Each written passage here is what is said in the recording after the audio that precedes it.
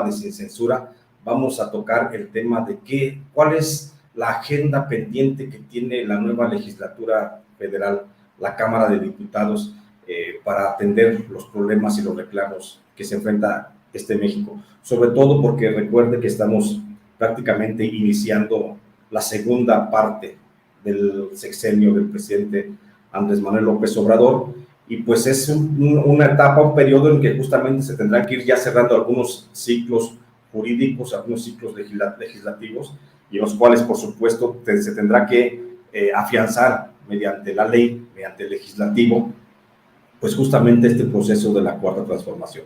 Y para eso he invitado hoy, como siempre, y para mí es un placer y un honor poder platicar con uno de los mejores periodistas del centro de la República, que es mi querido Marco Antonio Aviña Kik, un periodista de CEPA, quien además, le cuento, conoce muy bien los entretelones y los entretejidos de la Cuarta Transformación, y por eso lo invité para que platiquemos hoy justamente sobre la agenda legislativa que tiene el Congreso de la Unión para los próximos meses, ahora que están en los escarceos de la integración de las 51 comisiones ordinarias, que son las que dan finalmente vida a ese proceso de hacer las leyes en México para establecer el marco jurídico en el cual se deben de mover pues, instituciones, personas y el pueblo en general. Por eso déjeme decirle, mi querido Marco, ¿cómo te va? Te saludo hasta allá, hasta donde andes seguramente en el Merito, Michoacán. ¿Cómo te va, maestro? Bien, muchas gracias, Jesús, con el gusto de acompañarte aquí en la producción que hacen con Vicente Serrano.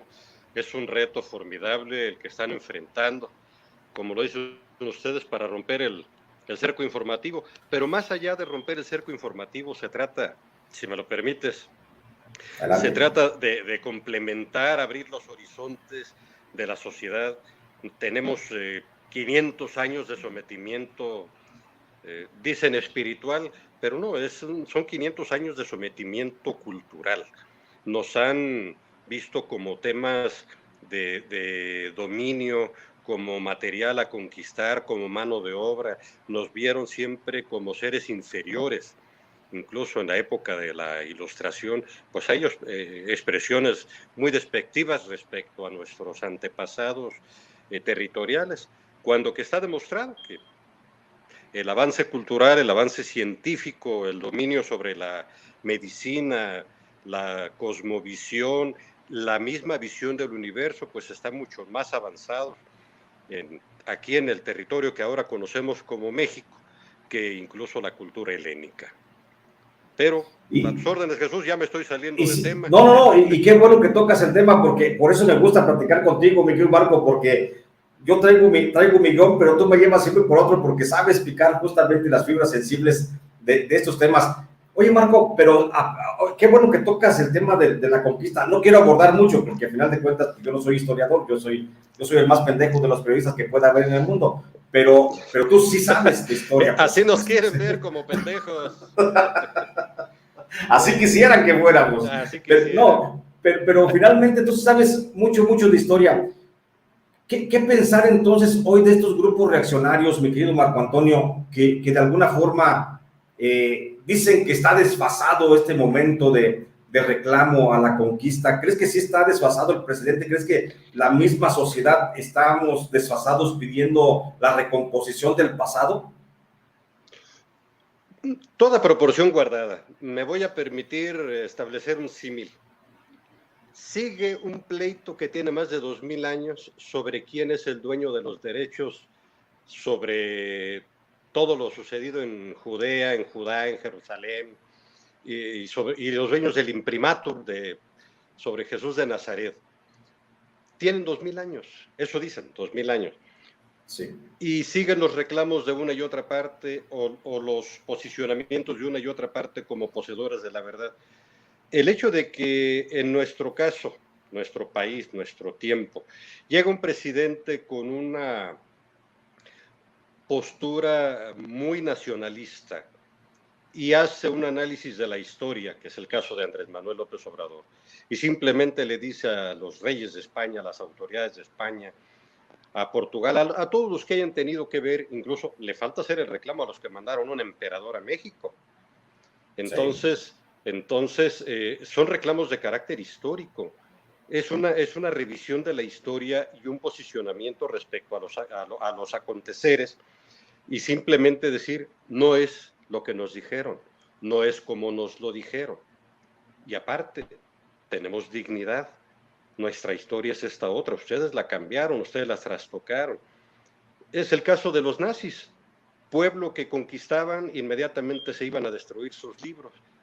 Los españoles llegaron a destruir todos los vestigios de cultura y de desarrollo que existían, que estaban preservando la narrativa histórica de los pueblos originarios, a los que ellos pues, denominaron indios.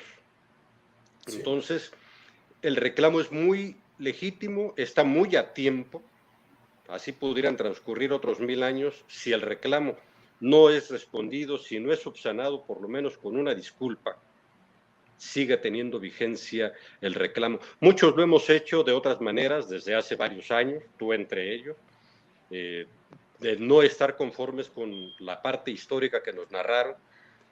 No podemos cambiar el devenir histórico, no lo podemos cambiar, nadie está intentando eso.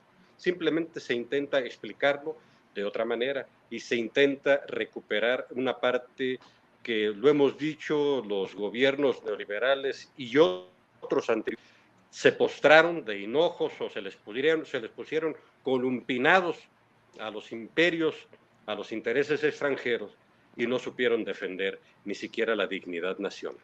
Y somos un pueblo transculturizado.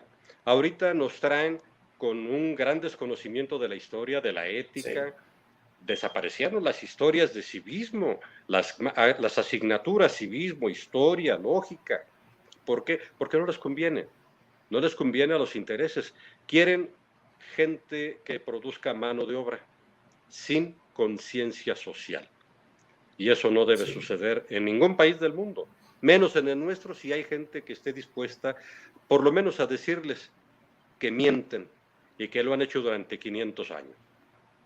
Sin embargo, hoy que se alza esa voz, esa transformación de conciencias, Marco, como tú dices, y que la plantea el presidente, que dice, bueno, ya vamos a descolonizar el pensamiento y también nuestra historia, porque somos un pueblo libre, independiente, que también merece dignidad y merece reclamar justamente los atropellos del pasado. Pero surgen voces ultraconservadores que insisten y que suspiran, por supuesto, por los imperios, ¿no? Ellos quisieran tener un Maximiliano, quisieran tener un Agustín de Iturbide.